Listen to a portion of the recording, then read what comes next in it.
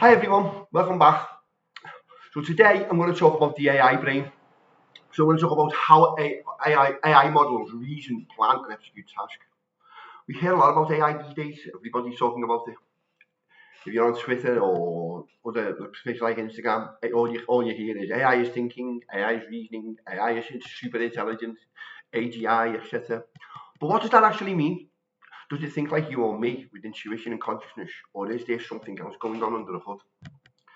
Today we're going to pull back the curtain on how AI models, especially those powerful LLM models we all know, thanks to ChatGPT, Gemini from Google, Grok, etc., actually reason.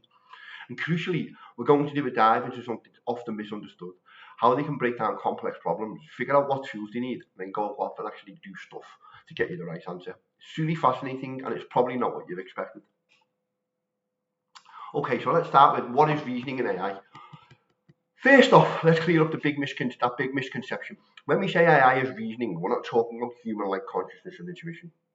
AI doesn't have feelings, desires, or a subjective understanding of the world. It's not a superhuman brain.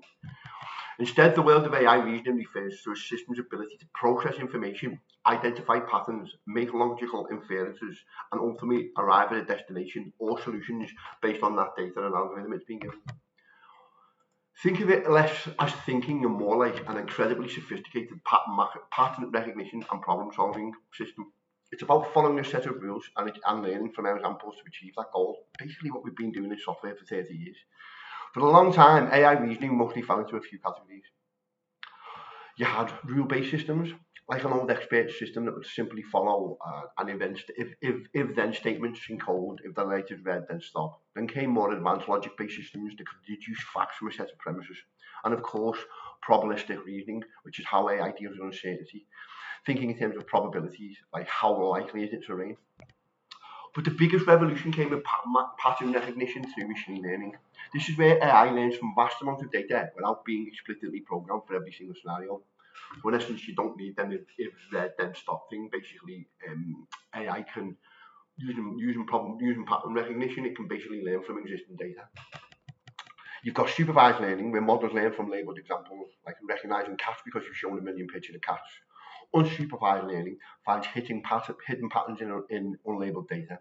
And reinforcement learning lets AI learn through trial and error, like teaching a robot to walk and rewarding it when it takes the correct step. Okay, so the power of neural networks. At the heart of today's powerful AI, reasoning and neural networks, especially deep learning models. These are complex multi-layered algorithms inspired by the human brain. They don't think like a brain, but they're incredible at identifying intricate patterns and features from raw data. It's a bit like artificial memory rather than artificial intelligence. I guess that's a best way of describing it. Think about it. When you see a picture, you instantly recognize a face. For a computer, that's incredibly complex.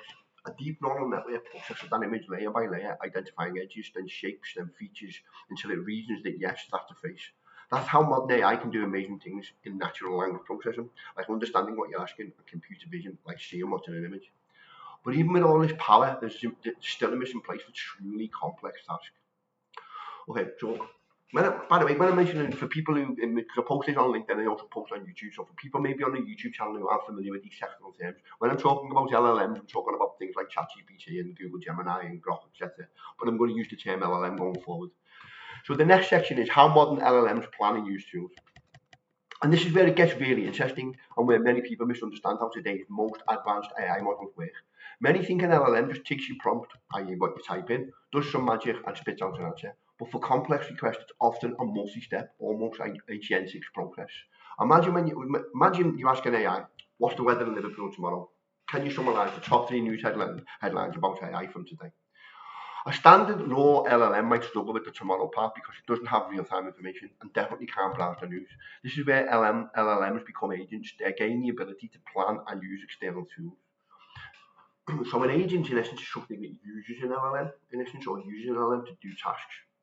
Here's a breakdown of how that reasoning process works with these advanced systems. So first of all, we have a prompt breakdown and goal definition.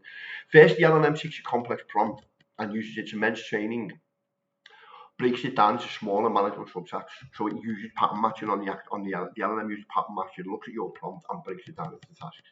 It's like a project manager looking at a big project plan and saying, okay, we need to do this, I need to complete A, then I need to complete B, then I need to complete C. For our example, task 1 is find tomorrow's weather in Liverpool. Task 2 is find today's top 3 AI news headlines. Task 3 is summarise them. Okay, so the next bit, number 2, task analysis and internal reasoning. Next, for each of these subtasks, the LLM used its own internal reasoning, its learned patterns and knowledge base to figure out what's needed. Can it answer this internally or does it need help? For weather, I don't have a real-time weather data internally. For news, my training data stops at a certain point, so I can't access today's news. The LLM knows this anyway. So number 3, external tool identification, the tool use part. This is the game changer. If the LLM determines it can't complete a complex task internally, this is where the reasoning comes in. It reasons that an external tool is required. It's designed to know which tool for which job. For weather, it'll know it'll have been the rules will have been set, so I need a weather API or a web search for real-time weather. For news, I need a news API or a web search for current headlines. An API, for people again on the YouTube channel, is basically an interface where basically some software will go and get information from. So for example, I'm writing some software on my computer and I need weather stuff. I'll go, some other companies will have already wrote some software to give you the weather data. So these companies will create what's called an API that will sit on top of their data, so other people write software can call their API. In essence, when you use ChatGPT or when you use Google Gemini, you're on a web page. That's in essence is using an API into OpenAI's AI models or Google's AI models. It's a similar concept. So basically, this could be anything from a so basically, the API, this could be anything called a reasoning model. This could be anything from a simple calculator for precise maths to a web search engine.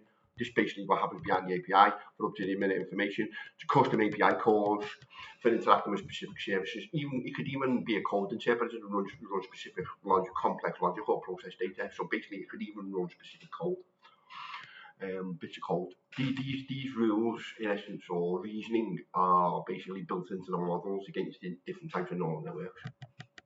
So number 4, execution and integration. The LLM then doesn't just think about using a tool; it generates the actual command for that tool. The tool that goes off and executes that command. The LLM then receives the result back from the tool. It's like you're asking the phone to search for something. Your phone's AI reasons that it needs to search up. It then launches and displays the results. It's a bit like a macro. The LLM might call a weather API, get the data, then call a news API, get the headlines. It then integrates all this news information, sorry, not news.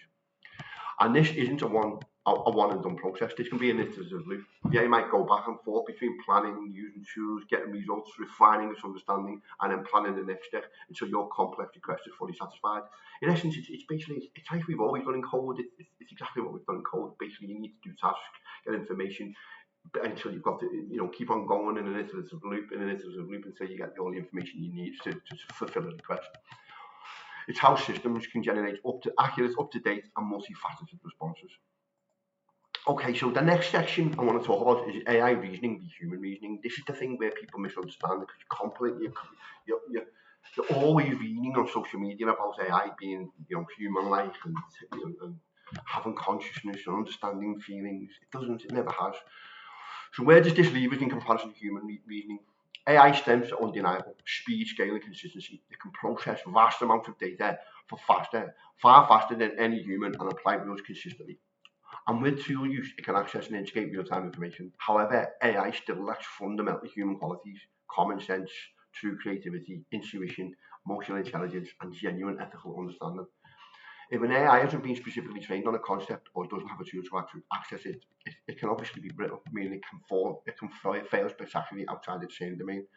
And while progress is being made in explainable AI, the most complex models can still feel like a bit of a black box at times. Ultimately, AI isn't thinking in the human sense. It's an incredibly powerful, sophisticated, and evolving tool that excels at pattern recognition, logical inference, and complex task orchestration. So in essence, it's basically AI got the whole data, the world's whole data stored in its engine, in its model. It's really brilliantly then matching patterns within this set of data, getting information from different parts of the internet, etc. It's not a human brain. That's why I mentioned earlier on. It's more like artificial memory than artificial intelligence. It's not innovating and creating. It's using existing data and giving you answers from data. So basically, it's using vast memory. Okay, so the future of AI reasoning. Understanding these mechanisms is crucial as AI becomes more integrated into our lives. It helps us appreciate the immense capabilities while also being really realistic about its limitations. So the next time you see AI doing something amazing, remember that behind the seemingly magical reasoning is a series of intelligent design choices, vast data sets, sophisticated algorithms, and increasingly the ability for these models to break down problems, plan solutions, and strategically use external tools to get the job done. If you found this explanation helpful, please give the video a thumbs up and subscribe to the new channel for more. And like I say at the end of all my videos, if anybody needs any help with anything, please get in touch. I'm more than happy to have discussions with anybody who's using these tools.